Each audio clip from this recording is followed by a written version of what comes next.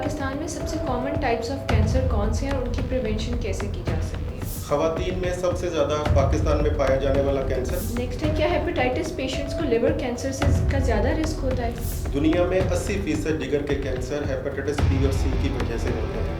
हर cancer की chemotherapy एक जैसी होती है या डोजेजेस एक जैसे होते हैं? क्या कीमोथेरेपी के साइड इफ़ेक्ट्स परमानेंट होते हैं या टेम्परेरी होते हैं? कैंसर सर्वाइवर्स को अपनी हेल्थ मेंटेन करने के लिए कौन से लाइफस्टाइल हैबिट्स अडॉप्ट करनी चाहिए? आज हमारे साथ मौजूद हैं एक ऑन्कोलॉजिस्ट डॉक्टर ज़िशान अहमद खान न्याजी। कैसे हैं आप? जी अलहम्दुलिल्लाह। सबसे पहले आप अपना इंट्रोडक्शन करवा दें और आपसे कंसल्टेशंस कैसे बुक कर सकते हैं वो गाइड करते हैं।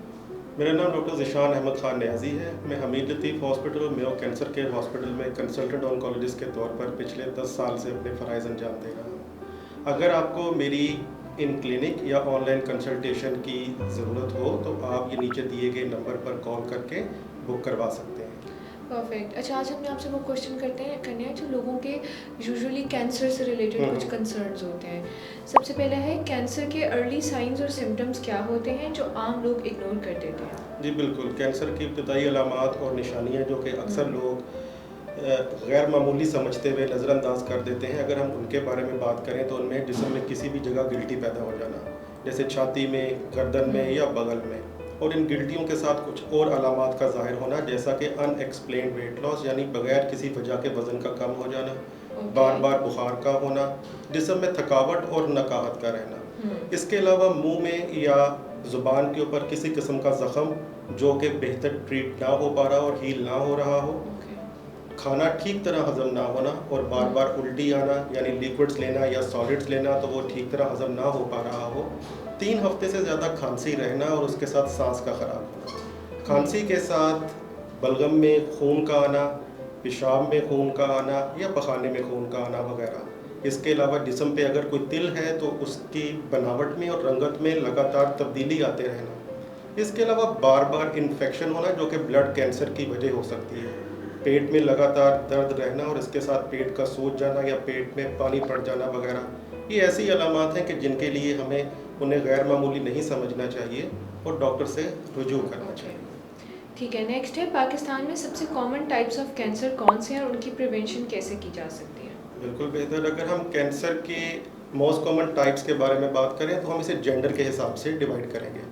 ख़वातीन में सबसे ज़्यादा पाकिस्तान में पाया जाने वाला कैंसर ब्रेस्ट कैंसर है। इसके बाद मुंह का कैंसर, फिर ओवरी और बड़ी आंत का कैंसर और यूट्रस का कैंसर वगैरह शामिल है। अगर मेल में यानी मर्द हज़रात में बात करें तो सबसे पहले पाकिस्तान में जो नंबर 1 पे कैंसर है वो मुंह का कैंसर है।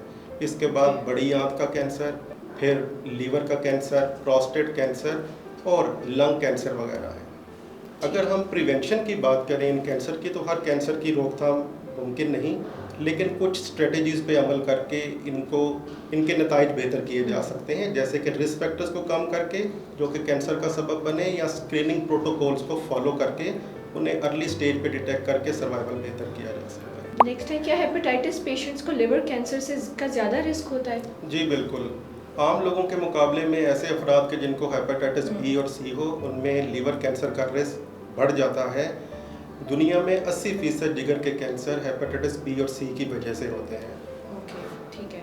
क्या कैंसर का अर्ली स्टेज पे इलाज फुली सक्सेसफुल होता है? जी बिल्कुल। अगर कैंसर को अर्ली स्टेज के ऊपर डिटेक्ट कर लिया जाए तो बेहतर ट्रीटमेंट के ज़रिए ज़्यादा क्योर होने के चांसेस बढ़ जाते हैं। ओके। और सर्जरी अर्ली पॉसिबल हो सकती है। इसके बाद कीमोथेरेपी और टारगेटेड थेरेपी के साथ देकर माइक्रोमेटास्टेसिस को ट्रीट किया जा सकता है। क्या हर कैंसर की कीमोथेरेपी एक जैसी होती है या डोजेजेस एक जैसे होते हैं? नहीं, अगर हम कीमोथेरेपी की बात करें तो हर कैंसर की ट्रीटमेंट प्रोटोकॉल डिफरेंस है, जो इंटरनेशनल गाइडलाइंस के मुताबिक उनको डिवाइस किया गया है। और जहाँ रही बात के डोजेजेस की, तो हर किसी के बॉडी सरफेस एरिया यानी हाइट और वेट के मुताबिक उनको ट्रीटमेंट दी जाती है।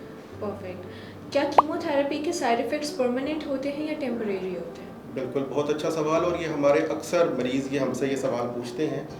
कीमोथेरेपी के मोस्टली जो साइड इफ़ेक्ट्स हैं वो टेम्परेरी हैं, लेकिन कुछ साइड इफ़ेक्ट्स ऐसे हैं जो ज़िंदगी में बाकी रह जाते हैं। अगर टेम्परेरी साइड इफ़ेक्ट्स की बात करें तो उनमें बालों का गिरना, उल्टी मतली की कैफियत, जिस्म में थकावट, नकाहत, भूख का कम लगना, कब्ज़ या पेचस हो जाना, मुंह का पक जाना या खुलिये कम हो जाना। अगर परमानेंट की बात करें तो उसमें जो हम सबसे पहले रखते हैं वो है न्यूरोपैथीज, यानी हाथ पाँव का सुन्न होना। कई कीमोथेरेपी से हाथ पाँव सुन्न होना शुरू हो जाते हैं और कीमोथेरेपी ख़त्म होने के बावजूद भी उनके कुछ ना कुछ असरात बाकी रह जाते हैं। इसके अलावा कीमोथेरेपी की वजह से मेल और फीमेल के अंदर इनफर्टिलिटी का रिस्क रह जाता है। कुछ कीमोथेरेपीज़ दिल के पट्टे कमज़ोर कर सकती हैं, कुछ की वजह से सुनने की सलाहियत में कमी आती है। लेकिन यहाँ ये अमल बताना ज़रूरी है कि कोई भी ऑन्कोलॉजिस्ट अपने मरीज़ को इन साइड इफ़ेक्ट से बचने के लिए साथ सपोर्टिव ट्रीटमेंट डिवाइस करता है ताकि उनकी सिविरिटी को कम किया जा सके। परफेक्ट। क्या हर लम्प बॉडी में कैंसर होता है या हार्मलेस लम्प्स भी एग्जिस्ट करते हैं? बहुत अच्छा सवाल है। हमारे पास कई जो मरीज़ हैं वो क्लिनिक में आते हैं इन रसोलियों की वजह से। उनके अंदर सबसे बड़ा ख़तरा जो वहम होता है वो कैंसर का होता है। तो यहाँ ये बताना ज़रूरी है कि हर गिल्टी या लम्प कैंसर की वजह से नहीं होता, बल्कि बिनाइन कंडीशंस की वजह से भी होता है। अर्ज़ ये है कि आपके जिस्म पे कोई भी गिल्टी या लम्प वगैरह अगर फील हो तो डॉक्टर से रजू करें, क्योंकि डॉक्टर मुआयना करके और कुछ टेस्ट आपको बताकर ही ये फाइनल डिसीजन लेता है कि ये मिलिग्नेंसी की खुदा न खास्ता वजह से है या ये बिनाइन कंडीशन की वजह से। Perfect, right. क्या स्ट्रेस और डिप्रेशन कैंसर के रिस्क को बढ़ा सकते हैं? इसका सादा सा जवाब ये है कि स्ट्रेस और डिप्रेशन कैंसर के रिस्क को डायरेक्टली नहीं बढ़ाते, बल्कि वो हमारे जिस्म में ऐसी तब्दीलियां पैदा करते हैं जो कि कैंसर के रिस्क को बढ़ा सकता है। दुनिया में बहुत सी रिसर्च हुई और उसका एंड कंक्लूजन यही था कि there is no casual relationship between stress and cancer development. All right. Cancer survivors को अपनी हेल्थ मेंटेन करने के लिए कौन से लाइफस्टाइल हैबिट्स अडॉप्ट करनी चाहिए?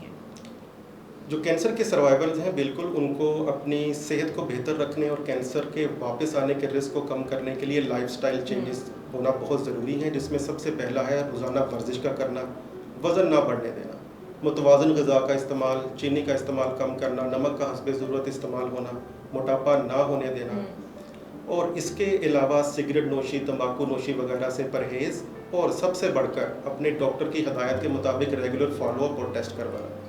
परफेक्ट। नेक्स्ट है, कैंसर अवेयरनेस और प्रिवेंशन के लिए पाकिस्तान में सबसे पहले किस चीज़ पे फोकस करना चाहिए? जैसा कि हम जानते हैं पाकिस्तान एक तरक्की पजीर मुल्क है, तो इसमें हमें सबसे पहले जो फोकस करना है वो अवेयरनेस और प्रिवेंशन में करना है। इसमें अगर हम बात करें तो हमें अपने social media, mainstream media, schools, colleges, मसाजिद के थ्रू ये मैसेज पहुंचाना ज़रूरी है अपनी आवाम को कि कौन से ऐसे रिस्क फैक्टर जो कैंसर का सबब बन सकते हैं।